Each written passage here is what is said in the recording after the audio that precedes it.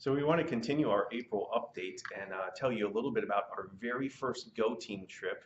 One of the things that we want to do with the Advance the Gospel initiative is be able to reach into other countries and share the gospel there.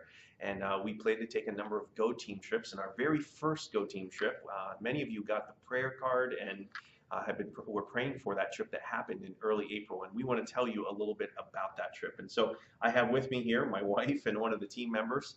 And Marie, if you could maybe tell us a little bit about the country that you went to. Okay, well, if you can imagine yourself being a believer in a country that is completely Muslim and under Sharia law, and so you have to register as a Christian, and then from there you're restricted as far as gathering together with other believers. You're restricted in what you can say to others around you, and obviously in evangelism or anything like that. And then while you are allowed to have a Bible with you, resources, access to other resources are greatly, greatly restricted. Yeah. So it's a unique opportunity and an awesome opportunity to get to the gospel to a place that just hasn't had a lot of that. And so how did we get connected? Can you tell everybody how we got connected with this opportunity? Well, it was a very natural connection, actually, here in KL.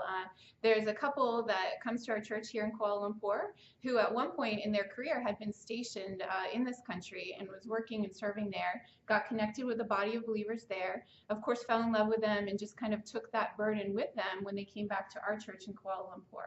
Yeah, cool. And so you think about that though, it's a big responsibility. Why did we even think that we could even do this? Well, to be honest, I wasn't sure how we could pull this off when I was first approached by the wife of this couple, and she said that the women over in this country were really longing for someone to come and share with them how to disciple other women from the Word of God. And she asked if I would be willing. And at that time, both schedule-wise and just honestly, looking at the preparation involved, I thought, Lord, I just don't know how we're going to do this. But amazingly enough, I had been offered the opportunity to go to Nepal in a women's conference through the Harvest Bible Network, Bible Chapel Network, and met up with a woman there whose husband is the campus pastor in Denver, Tracy Hansen, and she had been trained up in biblical soul care, and she was willing to come out and not only minister to our women here in Kuala Lumpur, but to go with me to this country and help be the teammate that could equip these women in the things that they were asking for. So that's kind of how it all came about. It was definitely God's doing, and we just followed his leading. It's really so neat. One of the things we're trying to do with this Advance the Gospel initiative is to bring together resources and people and opportunities. We don't think we can do it all on our own, and we think we're going to need a lot of other people to help us reach those things. And so really our first try at that, the Lord really connected us in a powerful way, and we're excited for maybe future things like that as well. So can you tell us, you and Tracy were there for about 3 days. Mm-hmm. What was accomplished in those 3 days? Well, it was amazing. There was a group of about 50 individuals that came together for biblical soul care training, and Tracy was able to work with others to just kind of get it down to the roots of what needed to be looked at. And so they were trained up in how to use the Word of God to get to the heart of the issue and not just address behavior, but to really counsel through the Word of God. In addition to that, we held a women's conference and taught through the book of Esther, and that was a blast just going through Esther, but also just speaking with women about how to go through the Bible and learn from the Word of God for themselves. And they were hungry for that. And then we also had opportunity to meet one-on-one with some individuals who were just looking for biblical counsel on specific issues in their lives. That sounds awesome. It sounds like so much was packed into those 3 days. And so what are ways that we can, hopefully you would be involved as well, what are ways we can continue to pray for and really strengthen this particular church?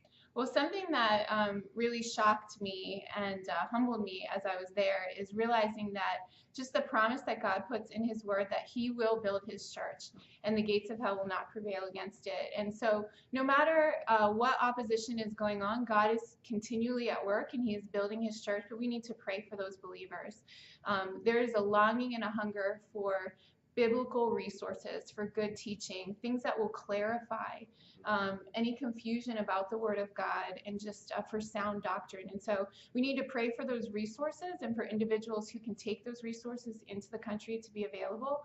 We need to pray for protection and believers and discipleship, and honestly, just continuing to pray that the gospel goes forth, because everything that goes on in our churches here goes on with that body of believers there. There's new believers coming to Christ. There's evangelism. There's mission trips going out, and I was shocked to see that. There's worship and preaching, and so just continue to pray for those things. So cool.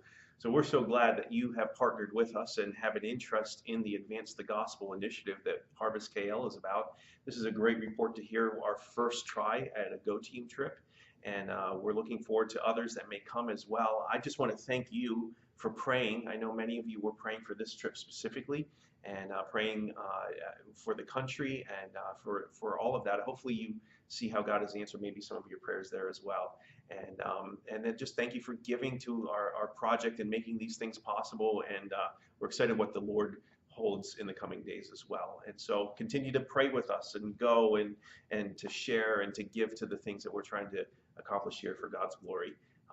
Thank you for checking us, listening to the update here.